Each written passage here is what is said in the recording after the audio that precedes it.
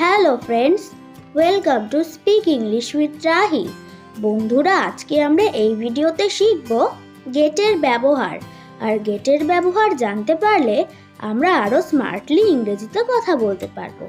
তাহলে চলো কোন কোন ক্ষেত্রে গেট ব্যবহার করা হয় তা দেখে নেওয়া যাক। রিসিভ বা অবটেইন পাওয়া অর্থে, ফেচ আনা, বাই কেনা, আন্ডারস্ট্যান্ড বুঝতে পারা, রিচ পৌঁছানো অর্থে, বিকাম পরিণত হওয়া বা হয়ে ওঠা, টেক নেওয়া পজিটিভ ভার্ব অর্থাৎ অন্যকে দিয়ে কিছু করিয়ে নেওয়া বোঝাতে, get plus preposition phrasal verb হিসেবে। First use of get form get plus direct object অথবা নাউন। রিসিভ বা অবটেন পাওয়া অর্থে, যেমন আমি আমার জন্মদিনে একটি বই পেয়েছি, I got a book on my birthday. এখানে গট হলো সিম্পল পাস্ট এবং past participle of get. Subhash একটি নতুন চাকরি পেয়েছে, Subhash has got a new job. Second use of get fetch অর্থাৎ কোনো কিছু আনা অর্থে, যেমন তোমার জন্য এক কাপ চা নিয়ে আসি, let me get a cup of tea for you. আমার চাটা ওপরের তলায় নিয়ে আসো, please get my tea upstairs. Third use of get কোনো কিছু বাই করা অর্থাৎ কেনার কথা বোঝাতে, যেমন আমি একটা নতুন গাড়ি কিনেছি, I have bought a new car অথবা I have got a new car. এখানে দুটি বাক্যের অর্থ কিন্তু একই। অনেক সময় আমরা কেনার কথা না বলে নেওয়ার কথা বলে থাকি। যখন আমরা কেনার পরিবর্তে নেওয়ার কথা বলবো তখনও আমরা গেট ব্যবহার করতে পারি। চলো এর আরও কিছু উদাহরণ দেখে নেওয়া যাক। তুমি ব্যাগটি কোথা থেকে নিয়েছো বা কিনেছো? Where did you get the bag from? আমি এটা নিউ মার্কেট থেকে নিয়েছি বা কিনেছি, I got it from the new market. আমরা কিছু নতুন আসবাবপত্র কিনেছি বা নিয়েছি, we got some new furniture. এটা খেয়াল রাখতে হবে, ফার্নিচারের সাথে এস যোগ করে প্লুরাল করা যায় না। Fourth use of get understand বা বুঝতে পারা অর্থে, যেমন তুমি কি আমার কথা বুঝতে পেরেছো? Did you get me? হ্যাঁ, আমি এটা বুঝতে পেরেছি, ইয়েস আই গট ইট।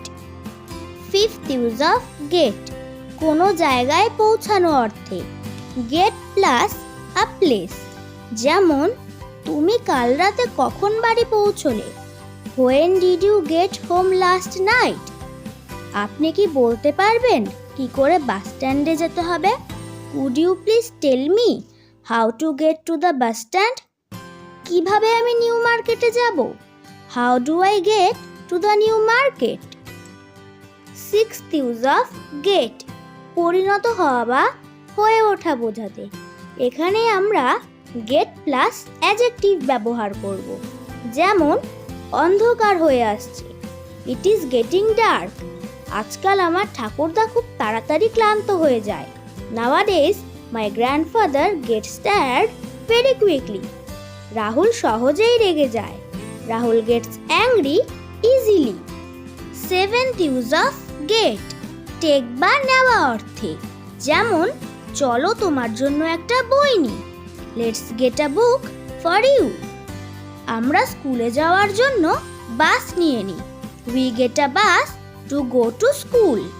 প্রদর্শনীর জন্য একটা টিকিট নাও, get a ticket for the show.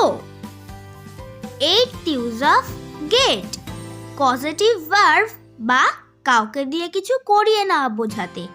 এখানে স্ট্রাকচারটি হলো সাবজেক্ট প্লাস গেট প্লাস ব্যক্তিবাচক অবজেক্ট বা doer plus two plus V1।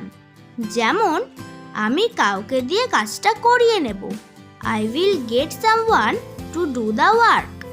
Rajesh ছেলেটিকে দিয়ে গাড়ি ধোয়ায়, Rajesh gets the boy to wash the car. আমি একটা মেকানিককে দিয়ে রেডিওটা ঠিক করিয়ে নিলাম, I got a mechanic to repair the radio.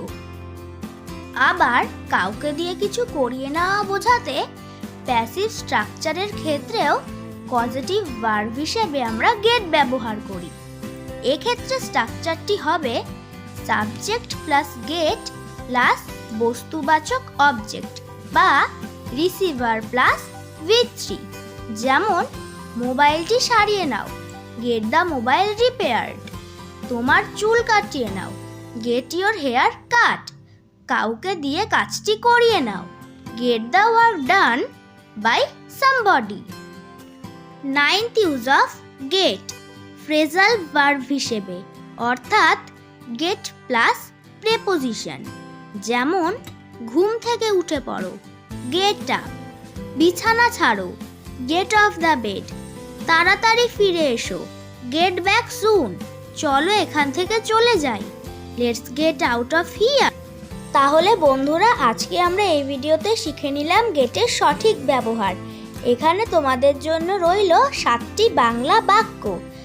তোমরা গেট ব্যবহার করে এই বাক্যগুলিকে ইংরেজিতে ট্রান্সলেট করার চেষ্টা করবে এবং আমাকে অবশ্যই কমেন্ট বক্সে কমেন্ট করে জানাবে।